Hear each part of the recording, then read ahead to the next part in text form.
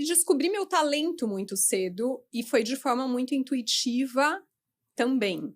Então, o que aconteceu? Por conta de não me adaptar ao sistema de ensino, escolhi um colegial técnico no que eu mais gostava, publicidade. Entrei num estágio, quando eu entrei na universidade, logo nos primeiros 6 meses, eu já consegui um estágio na área de marketing, de fato. Legal. Então, fui trabalhar na Sul América, de lá eu fui para um banco, ainda na área de marketing, fui para um segundo banco, e comecei a fazer minha carreira, fui efetivada na área de marketing. E até que uma gestora, uma pessoa que eu admiro muito, Andréa Carvalheira, faço questão de citar o nome das pessoas que marcaram, assim, a minha vida, né? Sempre que eu me lembro, eu faço questão de falar. A Andréa me falou assim, Mari, você tá aqui desenvolvendo produto, oferta lá para a área comercial, mas você briga tanto pelo negócio, eu acho que você deveria estar lá. Você nunca parou para pensar nisso? Na hora que ela me falou, eu lembrei que quando eu era criança, eu montava barraquinha de coisas, tipo do Paraguai, na época não era China, né? Sim, era Paraguai. Eu montava barraquinhas com coisas do Paraguai para vender para os meus amigos nas férias, para fazer grana, para eu comprar as coisas que eu queria. Que legal. Então, quando ela me falou isso, eu falei assim, André, eu nunca pensei em vendas, mas eu acho que eu tenho perfil para isso sim. E aí ela me indicou para uma posição em vendas, eu fui e super deslanchei, rapidamente eu assumi uma posição de liderança, rapidamente eu assumi uma agência como gerente geral, uma agência do Banco Santander, super nova, acho que eu fui assim, uma das gerentes gerais mais jovem do banco, o que, assim, tinha uma pessoa que trabalhava comigo na época que o que eu tinha de idade quase que ele tinha de carreira. E muito nova, eu tive que ganhar esse respeito, eu tinha muita maturidade, porque eu comecei a trabalhar com 14 anos, então eu consegui inspirar, consegui gerar resultado, me percebi na área comercial. Aí aconteceu outra coisa muito interessante. Do nada, me veio um convite, não é do nada, assim, colegas, né, de mercado que tinham trabalhado comigo no Banco Santander, estavam na Michael Page, que é uma consultoria multinacional de recrutamento e seleção. Mari, você não quer avaliar uma carreira de headhunter? Eu falei, nossa, o que faz um headhunter? Não sei, o que faz? E era uma coisa bem moderna, né? Headhunter, o que é isso? Na época, isso foi em 2007. Parece uma coisa parece uma coisa meio do cara... De floresta. Vou caçar a cabeça desse maluco. Não é? Mas é isso. Você tem que caçar a cabeça... De gênios. A melhor cabeça possível naquele mercado, é isso. Sim. Tem que ter essa habilidade, essa resiliência, enfim. Mas aí eu fui conversar, fui para uma entrevista num momento sem nenhuma pretensão. Acho que a primeira eu nem fui, nem avisei que eu não ia, assim, porque eu não estava buscando. E eu até descobri que depois isso é super desrespeitoso em processo seletivo. Hoje eu sei, trabalho com isso.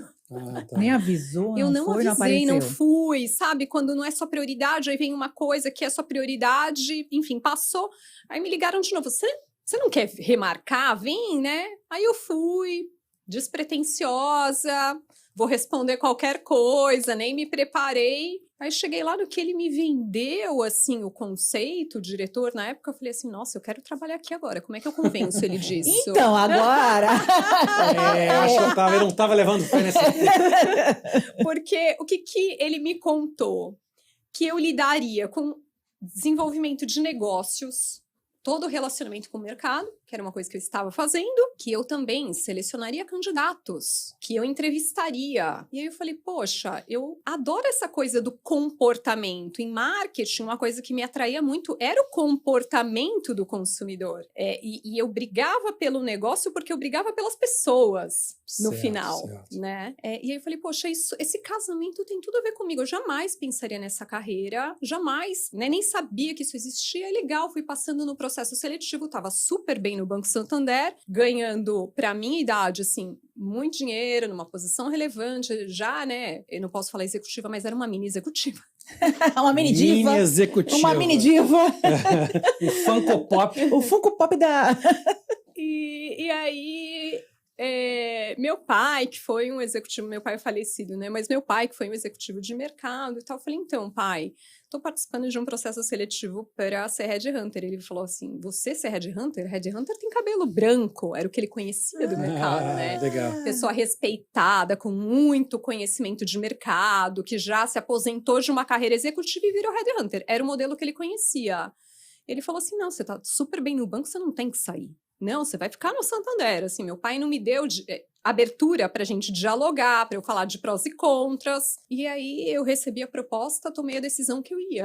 Ai, Jesus. E o pai? Porque eu desenhei uma árvore de decisão, né? Um tio meu ajudou, meu tio Edson, que é outra pessoa que eu gosto sempre de falar. Enfim, tomei a decisão, recebi a proposta, fui, desenvolvi uma carreira super legal, recrutando primeiro para mercado financeiro, aí veio a crise de 2008, né? Onde a minha carteira, assim, ela foi de 200 vagas para 0 em uma semana, foi um negócio, assim, super chocante para quem trabalha na área comercial com o mercado financeiro, né? Pô, o mercado financeiro era meu cliente, de repente todo mundo me liga falando, então, não precisa nem te contar, cancela as vagas, cancela as vagas, cancela. Sabe quando você não quer mais nem atender o cliente, fala assim, não vou cancelar hoje, amanhã, deixa pra amanhã.